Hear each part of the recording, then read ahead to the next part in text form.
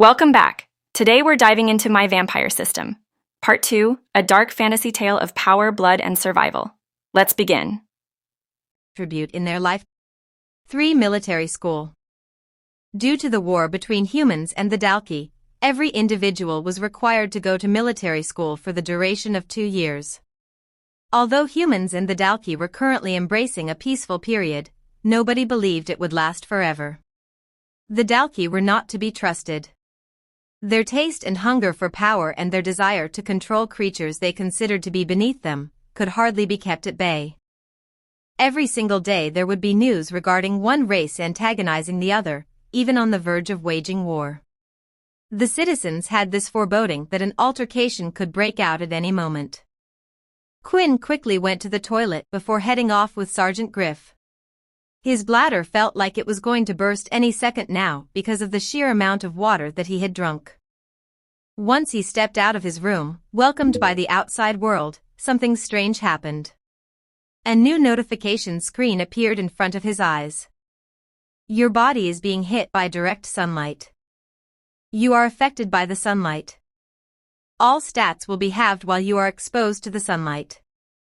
All of a sudden, Quinn's body felt extremely sluggish.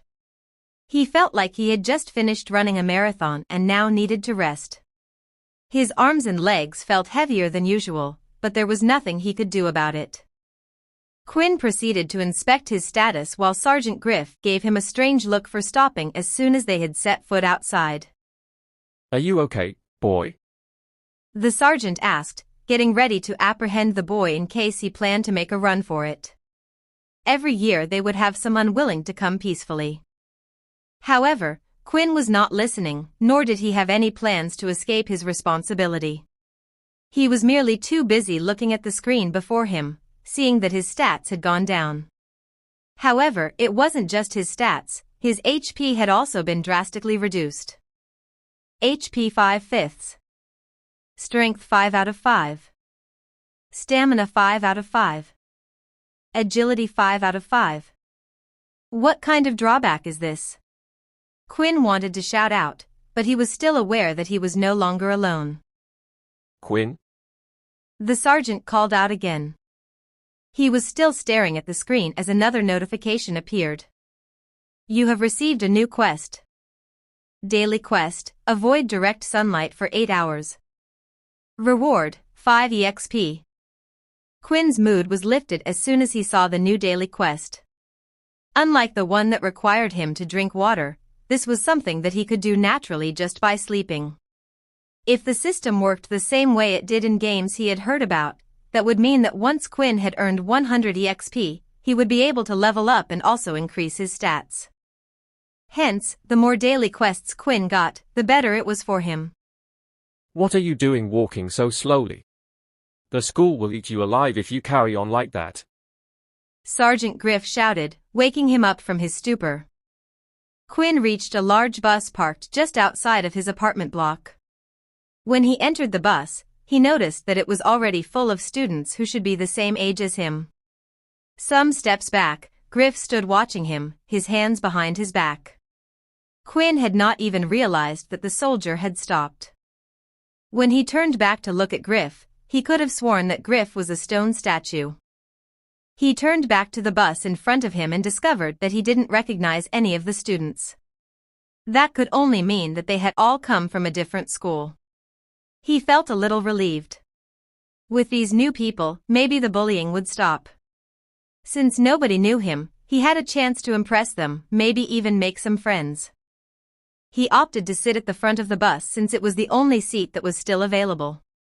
The screen popped up in front of him immediately as he sat down. Stats have returned to normal.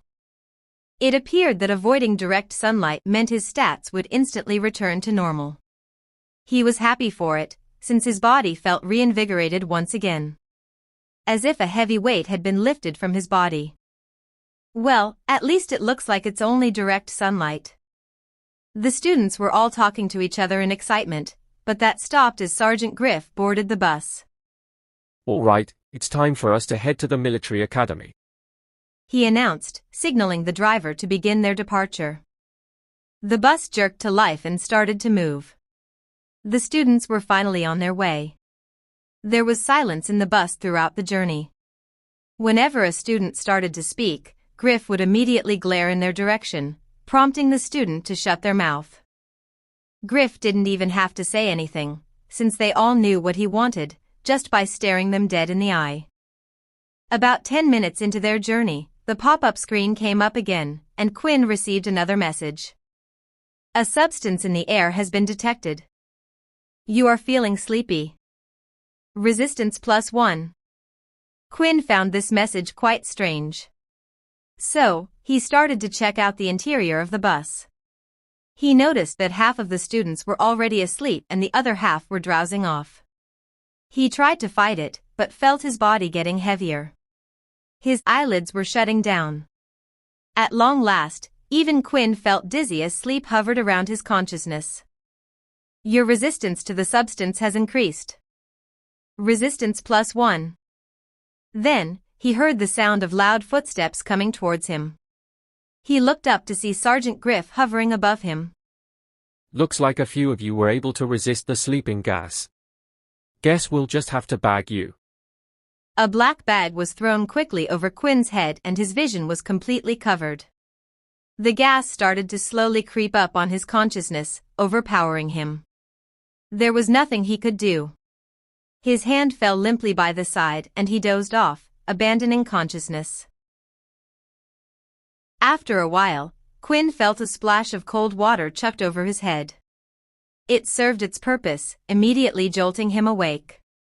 The only thing that he could see upon opening his eyes was a greenish smoke that dominated his surroundings. He and several other students began to lift their heads to look around them. There were currently a total of 500 students standing on a plain open field, in a strange place that none of them seemed to recognize. The puzzlement on their faces spoke volumes. This is where the lot of you will spend the next 2 years of your life. The voice of Sergeant Griff explained. The green plane was not the only thing the students saw. There were 3 futuristic, huge buildings directly in front of them. The buildings were human images sculpted entirely out of glass.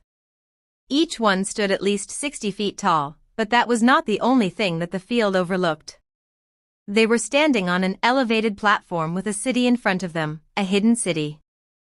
Everyone was already dressed up in a military uniform and there were technological marvels appealing to them all. These devices were too advanced for their time. There were mechs moving crates and there were building machines, enormous things rising high into the sky with their crane. There was no one inside the machine, yet it laid down panel after panel of glass on a building that was still in construction. There were flying ships, coming too close to the ground that Quinn was afraid that they would crash into the high-rise buildings and send a shower of glass falling on the people in the city below. However, no such thing happened. They all followed a particular path. Then there were levitating trains which rose high into the air, running on rails that none of the students could see. Some of the technology they were witnessing had yet to be made public.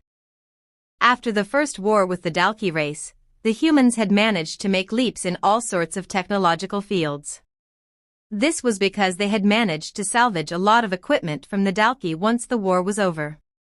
The military had decided to keep most of it for themselves. Some of the things they had found would just be too dangerous for the public to use. At least, that is what they claimed. When Quinn finally managed to stop gawking at the new world he had been thrust into, he felt the weight on his hand and noticed that there was something placed around his wrist. It was a digital watch, yet there was nothing displayed on the screen yet. Placed on your wrist is your lifeline. It will identify you as a student at this military base.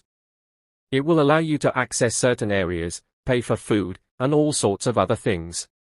When not in use, the wristwatch will display a number, your corresponding power level. Griff said. It sounded to Quinn like he was speaking some strange foreign language, and from the confusion on the other students' faces, he was sure he was not the only one having difficulty understanding what the man was saying. He had believed that his life might change after coming to military school, but it seemed like it was going to be the same game, only in another place. We will immediately begin testing your respective levels. Don't move until you are called forward, understand? Griff shouted with a smile on his face, and everyone just nodded. The sergeant looked frightening with his smile. It was completely contradicting his hard face. Good luck. For ability level. When abilities had first been introduced to the human race, people had quickly discovered that some were far more powerful than others.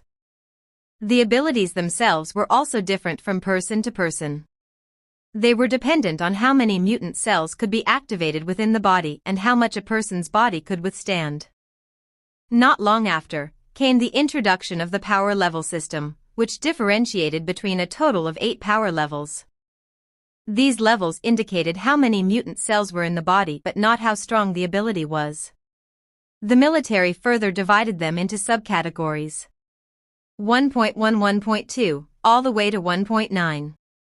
Just to identify everyone. There were 2 ways for people to obtain abilities. There were the so-called originals, and the people who had learned one. During the war with the Dalki race, some people in distress started to exhibit powers, which the human mind could not comprehend. Scientists claimed it was humanity's last stand against extinction.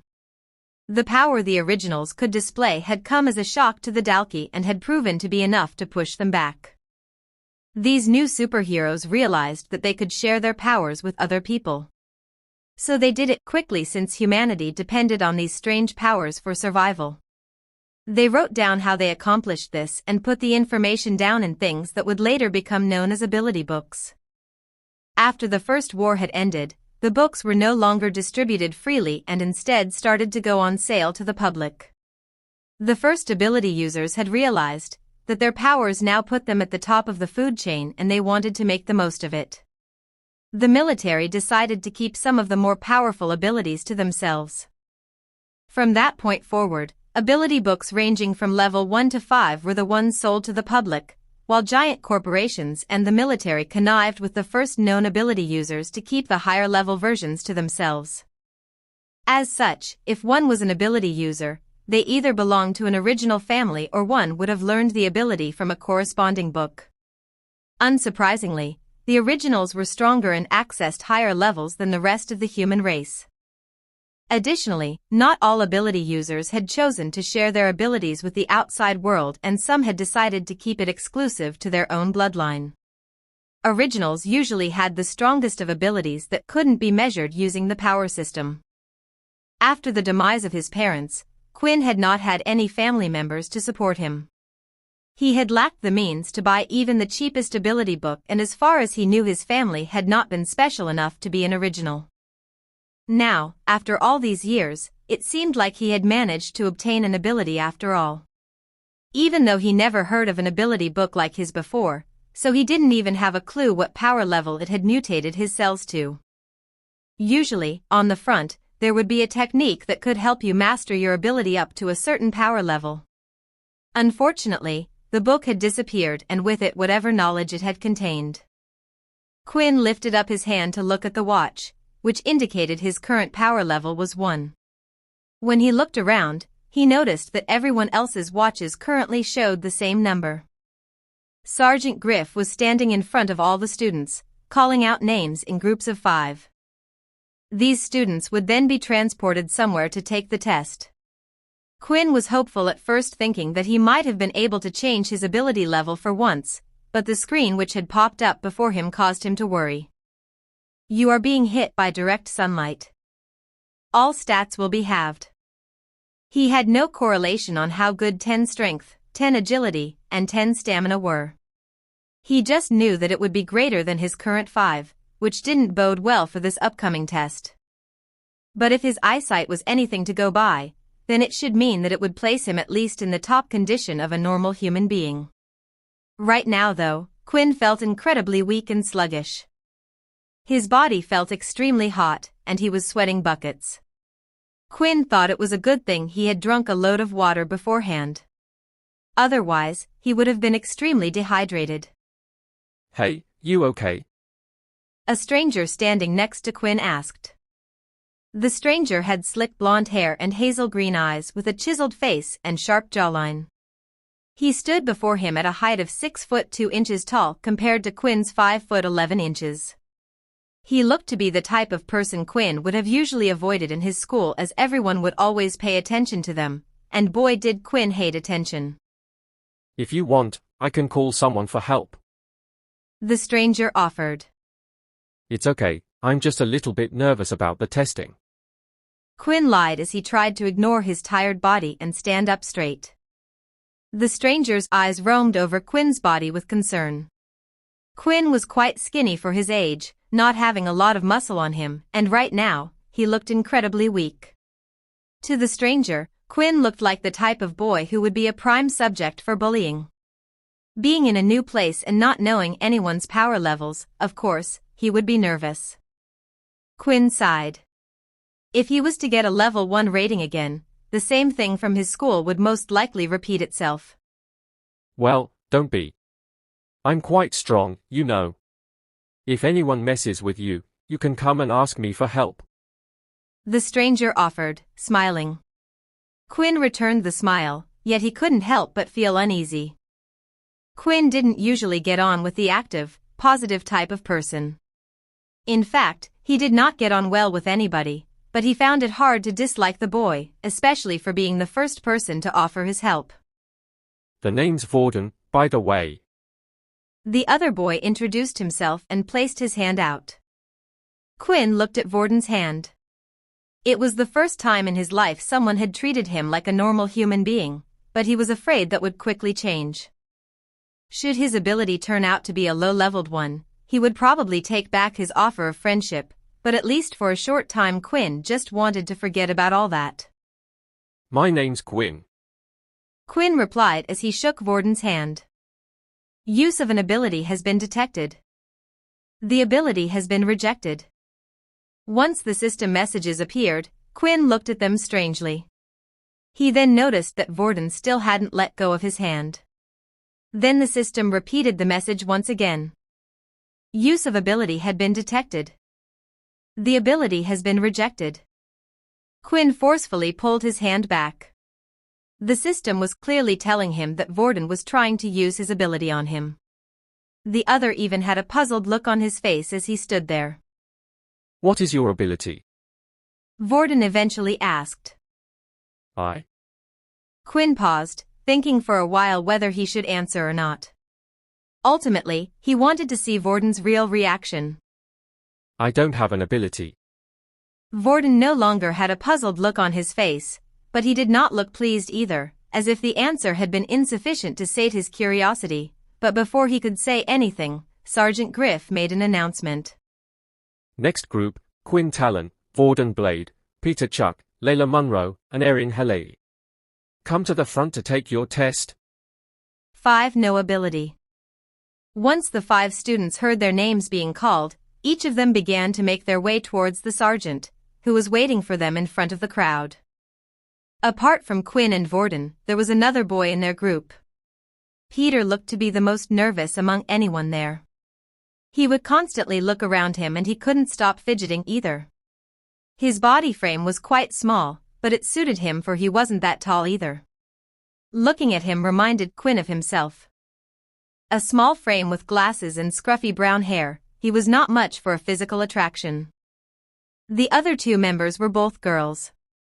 Layla had short brown hair and a tall figure, and she was carrying a bow on her back, which surprised Quinn since not many people carried a weapon these days apart from a specific group of people called Pure.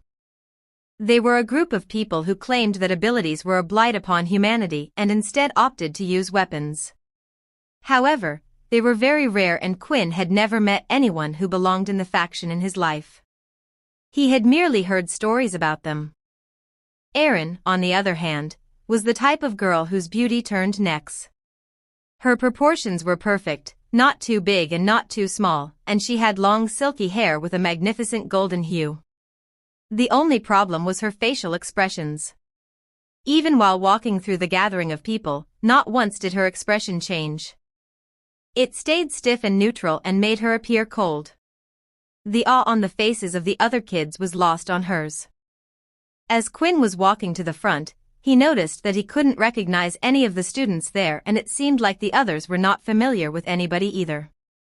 Quinn could only assume that this was done on purpose. Their group soon stopped just behind another group that was being transported to the testing area. Vorden walked around and greeted each one of the people in his group with a handshake and a confident smile. Vorden was very polite, so most of them accepted his greetings. All of them, except for Erin. She merely stared at Vorden's hand when he offered it to her, then turned her gaze away after a second. Come on, you don't have to be like that. Vorden said as he placed his hand on her shoulder. A terrible mistake. Erin moved faster than anyone could react. She grabbed Vorden's wrist and twisted his hand. Specks of ice started to crawl up his hand and began to freeze his limb. They were making a scene, and everyone gleefully watched. Wow, she has ice abilities. One of the boys said. Isn't that very rare? I would let her freeze me any day. Several students expressed their amazement in unison. Stop it, you two. Griff barked at their little fight. If you have that much energy to pick a fight, then save it for the test. Erin immediately dropped Vorden's hand, leaving him gasping in pain. Slowly, his hand started defrosting. He scrambled back to the line and stood behind Quinn, his face flushed with embarrassment. Can you believe her? Vorden complained. I nearly lost my hand. You can't just go around touching people without their permission. Quinn replied. Yeah, I know. She's lucky I didn't wipe the floor with her just because she's a pretty girl. His words were creating enemies for him. Many of them admirers of Erin who felt disgracing Vorden might earn them points with the beautiful girl. Looking at the people around them, Quinn could tell what the others were thinking. It was on their faces. Instinctively, Quinn moved away from Vorden, hoping that others wouldn't mistake the two of them as friends. At last, Quinn and the others were called forward and were told to stand inside a square, drawn with white lines on the ground. The space inside of it was just big enough to fit the five of them in. One would notice that outside of the square, there was a hooded man who was standing nearby. Send them away. Griff ordered. As soon as Griff gave the command, the hooded man planted both of his hands on the ground and the square started to light up, shining in a bright purple color. An ability to transport others, huh? Vorden said, leaning forward to speak into Quinn's ears, much to the latter's discomfort. What a rare ability. The plain fields faded from their sight and they were thrown into a whirlwind of colors. The very next second, they found themselves in another outdoor area, this time an empty wasteland. There was no sign of life nor greeneries. Two people stood before the group. A woman dressed in black and next to her another man whose face was hidden beneath his hood. Quinn could not make out the badge on the arm of either of their uniforms, making it impossible to tell what rank they possessed. The woman held a tablet in one of her clutches, busy thumbing through it. She ignored the group that had appeared before her and continued till she was done. Once she had finished, she shifted her gaze to the students and began to speak. Hello, I am Jane and I will be the one in charge of your test today. Once the test has been completed, I will be updating your information and your score will then be reflected on your wristwatches. Quinn noted that her face appeared to display the same emotional range as Erin's. Now, who should we call first? Oh, it looks like we have a couple of previously leveled ones. Jane noted as her eyes ran across her tablet screen.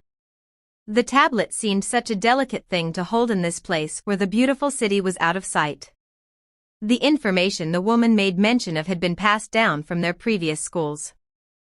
Peter Chuck, step forward.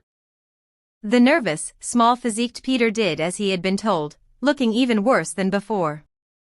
Quinn thought that he appeared unsightly, yet he looked to be in perfect condition if you were to compare the two. At least Quinn was able to stand up, whereas Peter looked like he would fall over at any second. What is your ability? Jane asked. I don't have any ability. Peter answered quietly. Quinn and the others now understood why Peter had been so nervous. Having no ability wasn't rare. Because of the war, many children had ended up as orphans like Quinn. This usually meant that there was no chance for them to buy an ability book. Don't be afraid, Peter. Jane said. Here, take this. The hooded man, who was standing beside Jane, suddenly conjured a book in his hand and held it out quietly. Jane took the book and handed it over to Peter. F for me?